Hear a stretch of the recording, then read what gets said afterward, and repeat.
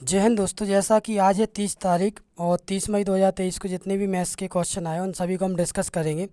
तो वन रक्षक और जेल पैरी में अभी तक लगभग ये मान के चलिए कि अच्छे खासे क्वेश्चन आ रहे हैं कैलकुलेटिव, और बोर्ड मास से लगभग 4 से 5 क्वेश्चन पूछे जा रहे हैं। ठीक है, डेली का नियम है 4 से 5 क्वेश्चन तो आ ही रहे हैं बोर्ड मास के। और हम आपको बता दें हमारी जो ऑफलाइन क्लास का एड्रेस है अवनी मेडिकल के ऊपर, झंडा चौक, गोपालगंज, सागर, है ना। इसके बाद चलिए स्टार्ट करते हैं। जो आज का हमारा पहला क्वेश्चन है कोई व्यक्ति यदि 5 किलोमीटर प्रति घंटे की रफ्तार से चले तो वह निश्चित दूरी 3 घंटे 36 मिनट में तय कर लेता है। यदि वही दूरी साइकिल पर 24 किलोमीटर प्रति घंटे की रफ्तार से तय करे तो कितने मिनट लगेंगे। तो देखें भाई, बिल्कुल सिंपल क्वेश्चन है। हमें क्या करना है, यहाँ पर हमें देखना है कि कोई व्यक्ति, ठीक है, तो यहाँ पर बोला गया है कोई व्यक्ति 5 किलोमीटर प्रति घंटे की रफ्तार से, यानी वो चलता है कितना, 5 किलोमीटर प्रति घंटे, यानी 5 किलोमीटर 1 घंटे में। तो कितने समय का बोला है, 3 घंटे 36 मिनट, यानी 3 घंटे 36 मिनट में कितनी दूरी तय करेगा। तो देखें भाई, आपको एक चीज़ पता है कि 5 किलोमीटर चल रहा है 1 घंटे में, तो 3 घंटे में कितना चलेगा, 15 किलोमीटर, यानी ये हो जाएगा 15 किलोमीटर।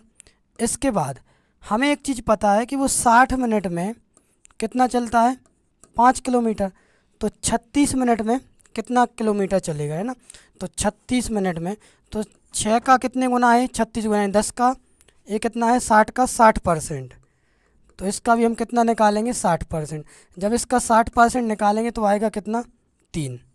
क्लियर, यानी 5 का 60% कितना आएगा, 5 का 60% आया 3, यानी 3 किलोमीटर और चलेगा। तो कितना हो गया, 15 और 3 18 किलोमीटर दूरी कुल तय करता है। अब उन्होंने हमसे बोला कि तय कर लेता है यदि वही दूरी को साइकिल पर कितने, 24 किलोमीटर प्रति घंटे से, यानी कि 24 किलोमीटर प्रति घंटे से चले तो 18 किलोमीटर की दूरी कितने समय में तय करेगा, यानी कि 60 मिनट में कितना चलता है, 24 किलोमीटर। तो 18 किलोमीटर चलने में कितना समय लगेगा। एक बात बताइए, यहाँ पर 24 से कितना कम हो रहा है, 18, 6 कम हो रहा है, ठीक है, यानी 6 कम हो रहा है, और 24 का 6 कितना है, तो 6 ही कम 6, 6 चौके 24, यानी 1/4। और जब ये 1/4 है तो इसका भी हम कितना कम कर देंगे, 1/4, यानी 60 का 1/4 आएगा, कितना आएगा, 15। ठीक है, 15 कम कर देंगे, कितना मिनट लगेगा, 45 मिनट लगेगा। यही हमारा आंसर होगा। किसी भी भाई को कोई दिक्कत परेशानी, इसका जो राइट आंसर आएगा वो कितना आएगा, 45 मिनट। ठीक है, तो एक बार देख लीजिए। और यहाँ पर मैं शॉर्ट में इसलिए कराना पड़ रहा क्योंकि डिटेल में नहीं करा पाएंगे, यहाँ पर टाइम वेस्ट होगा, है ना। इसके बाद अगले क्वेश्चन में चलते हैं। अगला क्वेश्चन हमारा ये रहा आपके सामने। और जैसा कि हम आपको बता दें कि जो व्हाट्सअप नंबर है ना हमारा 7697716756, इस पे आप जिन लोगों के एग्ज़ाम होते जा रहे हैं तो मैथ्स के जितने भी क्वेश्चन, कम से कम मैथ्स के तो सेंड कर ही दिया करो, है ना, क्योंकि उसमें आपको ही प्रॉफिट मिलेगा और आपके जो छोटे भाई बहन हैं और जो लोग एग्ज़ाम देना चाह रहे हैं तो उनको भी क्वेश्चन का लेवल पता चलता रहेगा। ठीक है, ये हमारा नंबर है, आप इस पर मैसेज कर सकते हैं, ठीक है, व्हाट्सअप नंबर पर। और ये हमारा ऑफलाइन क्लास का एड्रेस है। तो जो लोग सागर एमपी से हैं वो लोग क्लास आ सकते हैं, फीस कम से कम है, ज़्यादा कुछ खास है नहीं, है ना। इसके बाद अगले क्वेश्चन में चलते हैं। अगला क्वेश्चन ये रहा हमारे सामने। यदि एक लड़का अपने घर से स्कूल 2 किलोमीटर प्रति घंटे की गति से जाता है एवं 3 किलोमीटर प्रति घंटे की गति से वापस आता है, तब उसे कुल 5 घंटे का समय लगता है, तब उसके घर एवं स्कूल के मध्य की दूरी क्या है। तो देखें भाई, इस टाइप के क्वेश्चन आप ऑप्शन से भी कर सकते हैं, अगर ऑप्शन नहीं है तो कोई बात ही नहीं है, ठीक है। वैसे तो आपको एग्ज़ाम में ऑप्शन रहते तो ऑप्शन से करना बेहतर रहता है। अब देखें, यहाँ पर हमसे बोला गया, मान के चलिए वो दूरी क्या है, तो अपन ले लें माना दूरी कितनी है, एक्स है। क्लियर, तो यहाँ पर बोला गया अपने घर से 2 किलोमीटर, यानी दूरी एक्स है, कितने किलोमीटर प्रति घंटे से, 2 किलोमीटर प्रति घंटे से जाता है, और वही दूरी कितने, 3 किलोमीटर प्रति घंटे से आता है। क्लियर, बराबर उसे कुल टाइम कितना लगता है, तो कुल टाइम लगता है भाई साहब उसे 5 घंटे। यहाँ तक किसी को दिक्कत। अब हम जब इसे सॉल्व करेंगे तो इसे सॉल्व किया जाएगा, तो देखें 3 एकम 3, यानी कितना हो जाएगा, सॉरी यहाँ पे कलर नहीं आ रहा, 3x और 2 का x में होगा तो कितना होगा, 2x।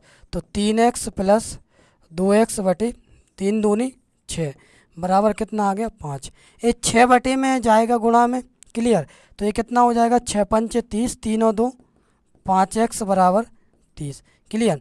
5 गुणा में जाएगा बटे, सॉरी गुणा में जाएगा बटे में, तो क्यों ना हम उसे डायरेक्ट कैंसिल कर दें। 5 एकम 5, 5 छक्का 30, यानी वो कुल दूरी कितनी है, 6 किलोमीटर दूरी है। और इसे आप ऑप्शन से करना, कैसे करना तो वो भी देख लें। जब ऑप्शन आएगा तो ऑप्शन रहेगा 6, ठीक है। तो उन्होंने बोला कि 2 किलोमीटर प्रति घंटे की गति से, यानी ये दूरी कितनी है, 6 किलोमीटर। अगर वो 2 किलोमीटर प्रति घंटे से जाता है तो कितने घंटे लगेंगे, 6 किलोमीटर में 3 घंटे। अगर वो 3 किलोमीटर प्रति घंटे से आता है तो उसे कितने घंटे लगेंगे, 2 घंटे आने में। कुल टाइम उसे कितना लगा, तो कुल टाइम लगा उसे 5 घंटे। ऐसा आप चेक करके उसे शॉर्ट में सॉल्व कर सकते हैं, ठीक है। तो लॉन्ग में करने की ज़रूरत ही नहीं पड़ेगी। इसके बाद अगले क्वेश्चन में चलते हैं मेरे भाई। अगला क्वेश्चन है हमारा यहाँ पर, ए एक काम को 1/, ये एक काम का 1/6 भाग 5 दिन में कर सकता है, और बी उसी काम का 2/5 भाग 8 दिन में कर सकता है। ए और बी दोनों मिलकर उस काम को कितने दिन में कर सकती है। तो देखें भाई, यहाँ पर बिल्कुल सिंपल तरीके से करेंगे। यहाँ पर हमसे बोला है कि ए जो है 1/6 भाग को कितने दिन में कर सकता है, तो वो कर सकता है 5 दिन में। यहाँ तक किसी को दिक्कत, कितने दिन में करता है, 5 दिन में। फिर इसके बाद बी की बात आएगी, तो बी उसी काम के 2/5 भाग को कितने दिन में कर सकता है, 8 दिन में कर सकता है। यानी हमें यहाँ से पता चल जाए कि ये जो 1/6 काम है कितने दिन में करता है, 5 दिन में करता है। तो पूरा काम कितने दिन में करता होगा, 6 पंचे 30, यानी पूरा काम करता होगा वो कितने दिन में, 30 दिन में। किसी को भी दिक्कत। इसके बाद बी 2/5 काम को कितने दिन में करता है, 8 दिन में करता है। तो पूरे काम को कितने दिन में करेगा, तो 2 से कैंसिल किया, 2 चौके 8, 5 चौके 20, यानी कितने दिन में करेगा, 20 दिन में। यानी ए पूरा काम 30 दिन में करेगा, बी करेगा 20 दिन में। यहाँ तक किसी को दिक्कत। इसके बाद हम क्या करेंगे, एलसीएम लिया, एलसीएम कितना आया, 60। एलसीएम जब 60 आया तो वही प्रोसेस जो हम पिछले क्वेश्चनों में करते आ रहे थे कि ये 30 दिन में करता है तो 1 दिन में कितना काम करता है, 2 काम। ये 20 दिन में करता है तो 1 दिन में कितना करता है, 3 काम।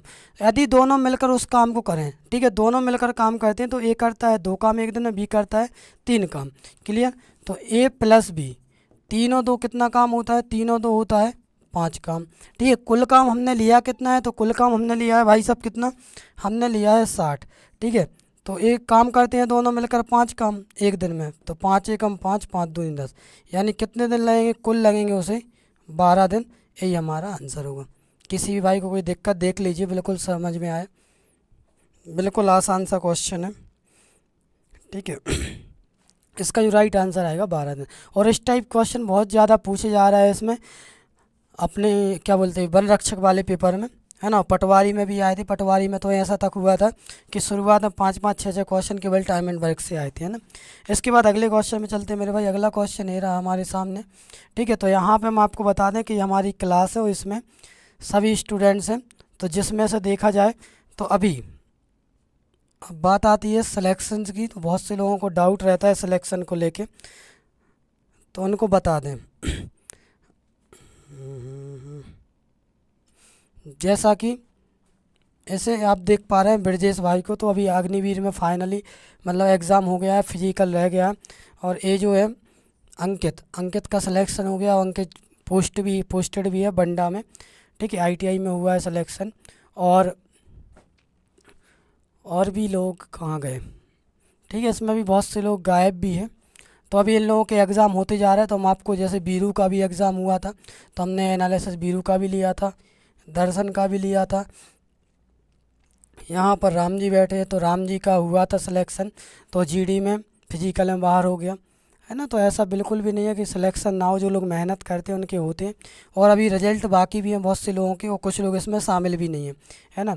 तो उनके भी हम आपको फ़ोटोज़ उपलब्ध करा देंगे। लेकिन सभी लोग, और हम कोई यूट्यूबर ही नहीं है केवल, है ना। बहुत से लोगों को डाउट रहता है, तो हम यूट्यूबर नहीं है, क्योंकि हमारे पास ऑलरेडी यानी हमारी क्लास पहले से चल रही थी।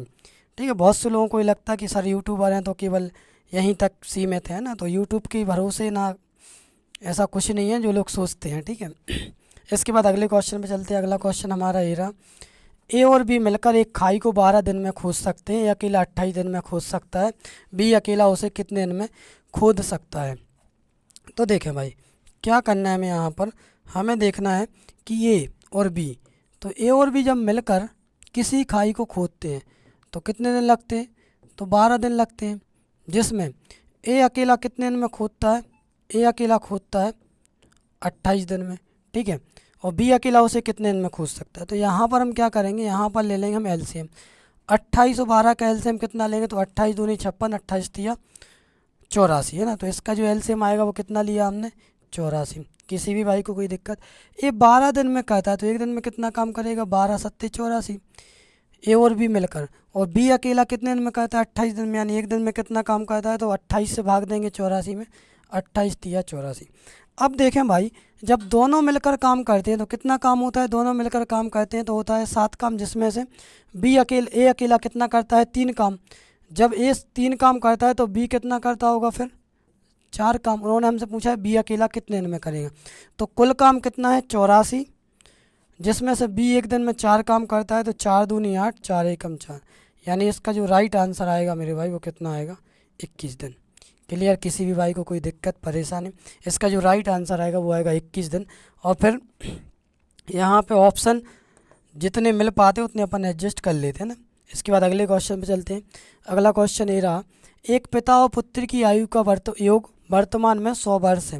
क्लियर, 5 वर्ष पूर्व उनकी आयु का अनुपात 2:1 था, तो 10 वर्ष बाद उनकी आयु का अनुपात क्या होगा। तो देखें भाई, एक पिता और पुत्र की आयु भाई साहब हमसे बोला गया है, तो देखें पिता और पुत्र, ठीक है, तो यहाँ पर बोला है उनकी वर्तमान आयु का योग, यानी आयु का योग वर्तमान में कितना वर्ष है, तो 100 वर्ष है।